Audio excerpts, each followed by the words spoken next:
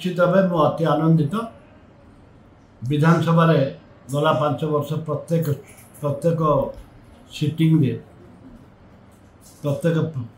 जो दिन urban department थो से दिन निश्चित भाव में मो प्रश्न उठे मौखिक और लिखित जे बरिगमा को केबे एनएससी करा जिवो एवं वर्तमान भी सरकार भी बारंबार प्रश्न उठे आगुरी भी प्रश्न उठूला बरिगमा केबे एनएससी मान्यता दिया आज भी प्रश्न उठूला एवं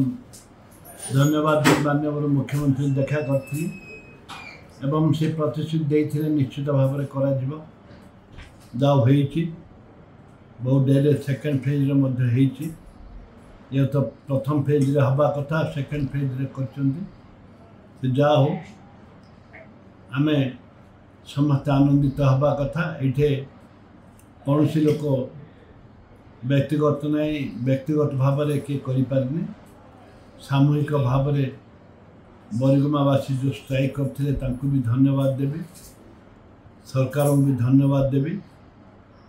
एनएससी मान्यता देवा धन्यवाद।